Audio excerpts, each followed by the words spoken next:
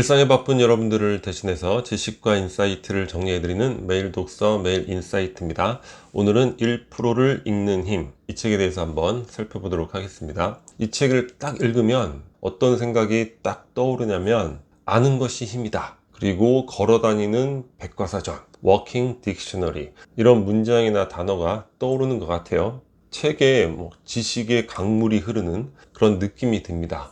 굉장히 지적이고 깊이가 있고 통찰이 번뜩이는 그런 내용들이 많이 있는 것 같아요. 이 저자가 어떻게 해서 이러한 탁월함을 갖게 됐을까, 그런 고민도 해봤는데 아무래도 이제 꾸준함이 만든 탁월함이 아닐까. 물론 이 저자가 투자회사에 근무를 하기 때문에 이러한 종류의 지식을 늘 접하고 연구하고 습득할 그런 필요성이 있는 직업이긴 해요. 하지만 책 속에도 나오지만 매주 도서관에 가서 책을 빌려 읽고 또 매일 0시 10분에 메르라는 필명으로 블로그에 글을 남기신다고 해요. 글이라는 거는 가지고 있는 지식을 그대로 쓴다, 이런 게 아니죠. 글을 씀으로 인해서 지식이 깊어지고 이제 정리가 되는 거죠. 그렇게 빠짐없이 매일매일 블로그에 글을 쓰고 또 매주 도서관에 가고 또 직업으로서 늘 지식과 정보를 습득하고, 이러한 꾸준함이 이 책에서 보여주는 이런 탁월함을 만들지 않았을까. 그래서 저도 반성을 많이 해보게 됐습니다. 유튜브를 꾸준하게 해야 되는데 좀 바쁘고 피곤하면 못하는 거예요. 그래서 이 꾸준함을 지키지 못했는데 이래선 안 되겠구나. 최대한 이런 꾸준함을 유지해 나가자. 책 내용도 좋았지만 그런 반성을 또 하게 되는 계기가 돼서 좋았던 것 같습니다. 이 책은 기회가 되시면 한번 읽어보시기를 추천드리고, 책 속에 거시 경제적인 통찰 이런 것들 많이 있는데 그런 건 또 상당히 방대한 지식이잖아요. 그런 거 제외하고 투자 인사이트, 투자에 대한 통찰, 우리가 직접적으로 응용해 볼 수 있는 그런 투자 인사이트 위주로만 간단하게 살펴보도록 하겠습니다. 첫 번째는 반도체 전쟁인데 TSMC가 가장 잘 나가고 있죠. 대만의 국민기업, 그리고 우리에게는 이제 삼성전자가 있죠. 이 파운드리에서 치열하게 경쟁을 하고 있는데 TSMC가 쭉 앞서가고 있고 삼성은 이걸 어떻게 따라잡을까. 그래서 3나노의 첨단 기술을 먼저 진입하려고 시도를 하고 있다는 거예요. 올해만 무려 50조 원을 투자할 정도로 창사 이래 최대 투자, 아주 올인 전략을 쓰고 있습니다. 그래서 3나노를 높은 기술로 먼저 앞서가자, 이런 전략인데 수율을 맞추는 게 관건이라는 거야. 그러니까 기술은 기술이지만 그 기술로 불량품이 없이 많은 제품을 양산해야 되잖아요. 그런 수율을 맞추는 게 지금 관건이고, TSMC는 삼성처럼 올인하거나 그렇지 않고 단계적 투자 전략을 가지고 있다는 거야. 그러니까 좀 보다 조심스러운 그런 스텝이 되겠죠. 그런데 이 저자에게 들려오는 소문에 의하면 삼성이 이제 수율을 맞춰가는 데 있어서 좋은 소식이 들린다. 그래서 정확한 건 아니지만, 자, 삼성전자가 15만 원이 될지 5만 원이 될지 주가, 이게 바로 이 3나노 기술에 달려 있는데 좀 긍정적이지 않을까, 이런 전망을 하고 있습니다. 배터리, 우리에게는 또 하나의 또 국민 기업이 될 수 있겠죠. 배터리, LG 에너지 솔루션이 지금 앞서가고 있고, 현재는 중국이 세계 1위지만 배터리의 특성상 이제 수주를 미리 한 3년 전에 받아놔야 된다는 거예요. 그래서 시간이 지나면 LG가 자연스럽게 시장 점유율 1위가 되게 되는 건데, 여튼 기술이 이렇게 진보해 나가는데 아주 배터리에 대한 다양한 지식이 나오고 있습니다. 그런데 결국 종착점은 전고체 승부라는 거예요. 전고체는 전체를 고체로 만드는 배터리. 기존 액체 배터리는 단점이 많이 있나 봐요. 그래서 전체를 고체로 만들어야 되는데 이 배터리의 틀을 만들고 안을 고체로 채우다 보면 액체에 비해서 틈이 많이 있을 거 아니에요, 비어있는 공간들. 그런데 이걸 채우는 기술이 이 메모리 반도체 기술이 적용이 된다는 거예요. 그런데 삼성은 이 메모리 반도체 기술이 굉장히 축적이 돼 있잖아요. 그래서 삼성 메모리 반도체 기술을 지원받고 있는 삼성 SDI, 이 전고체 승부에 있어서 보다 점수를 줄 수 있지 않을까, 이렇게 저자는 이야기를 하고 있습니다. 그리고 조선인데, 조선은 대표적인 시크리컬 주식이 되겠죠. 그러니까 경기 민감주가 되는 거예요. 경기가 화랑일 때는 주가가 쭉 올라갔다가 경기가 불황이면 또 주가가 한없이 떨어지는 그런 주식이 되겠죠. 그러니까 시크리컬 주식은 뭐 장기 보유를 한다, 이거는 말이 안 되는 거죠. 그런데 이 저자가 조선이 2027년까지 매출도 올라가고 순익도 증가할 거라는 거야. 그런데 이 4년간 수익이 증가하는 것이 보장된 이런 기업은 흔치 않다는 거죠. 이런 분야가. 그래서 조선주를 눈여겨볼 필요가 있는데, 자, 시점은 언제냐? 지금 현재 적자가 흑자로 전환되는 시점, 그 시점이 매수 타이밍이 되지 않을까, 이렇게 전망을 하고 있습니다.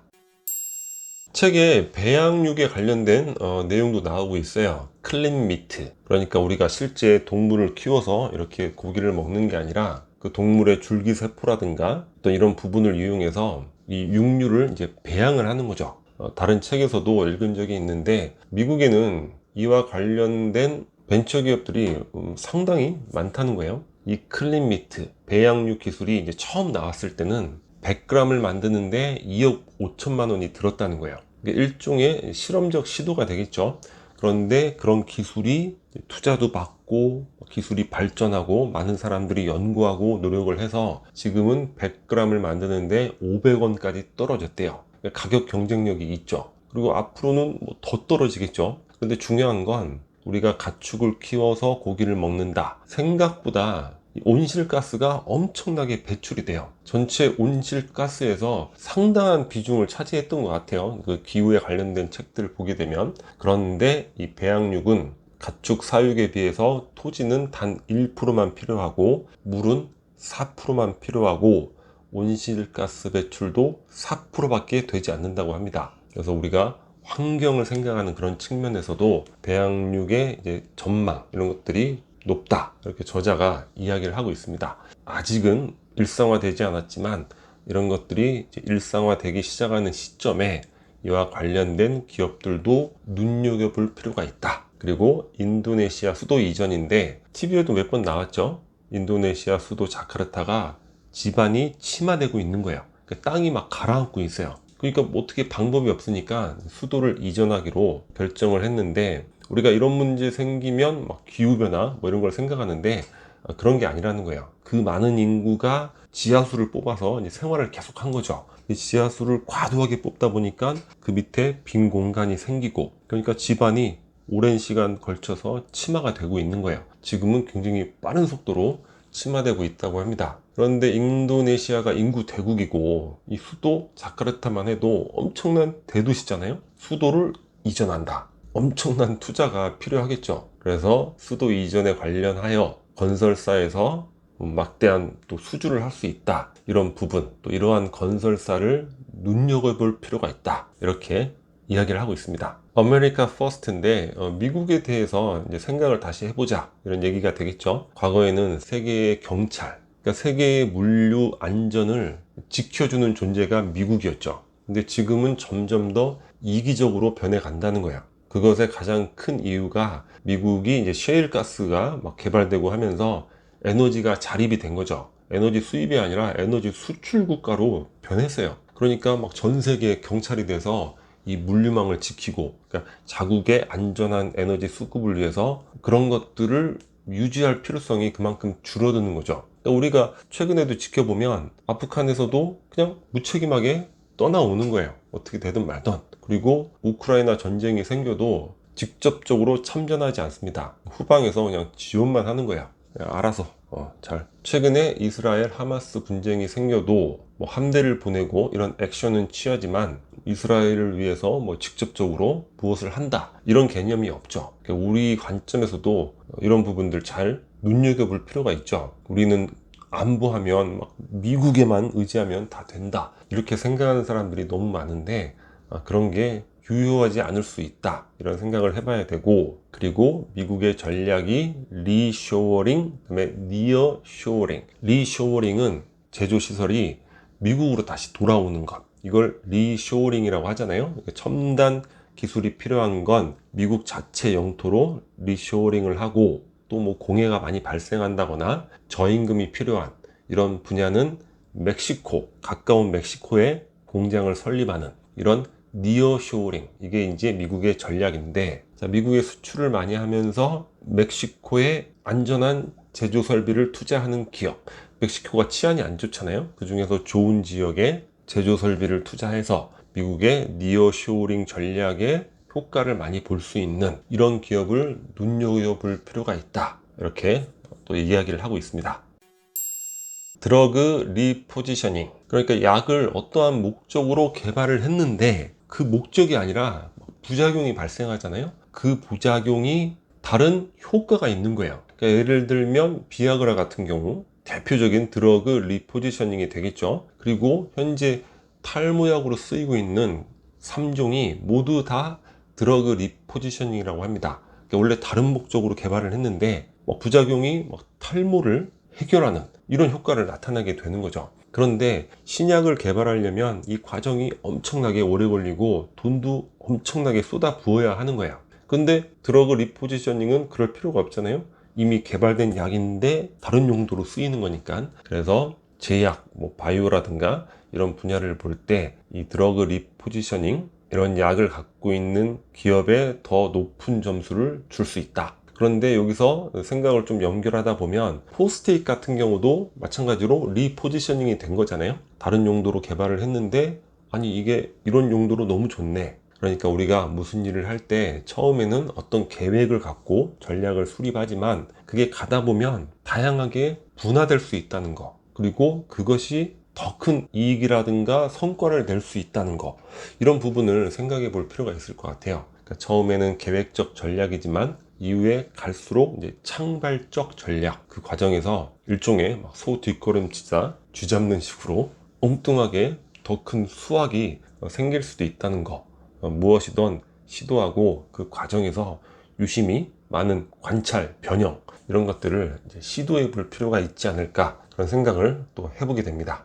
최고의 매수 타이밍, 그러니까 언제 주식을 매수하는 것이 좋은가, 이 부분은 이제 경제 외적인 이슈로 주식이 급락하는 경우, 그 경우에 한정이 되는 거예요. 그래서 과거의 사례를 쭉 연구를 해봤더니 경제 외적인 이슈로 주식이 급락했을 때 그때 주식을 딱 매수를 하고, 언제 매도를 하느냐, 한 달간 가지고 있다가 매도했을 때 수익률이 가장 높았다는 거예요. 그러니까 이건 일종의 최고의 매도 타이밍이 될 수 있겠네요. 하여튼 중요한 건 우리가 경제 외적으로 문제가 생겨서 폭락을 한다, 그럼 다 겁먹고 빠져나오잖아요. 그러니까 오히려 그럴 때가 최고의 매수 타이밍이 될 수 있다는 것이고, 그리고 최고의 매도 타이밍은 한 달 이후에, 이거는 평균치를 낸 거니까 그때 다른 것이고, 또 과거의 통계니까 앞으로의 상황, 그런 것들에 늘 적용되는 건 아니겠죠. 일단 그냥 참고해 볼 필요는 있을 것 같습니다. 한국 경제 전망인데, 일단 거시경제는 다루지 않는다 하더라도 이 저자가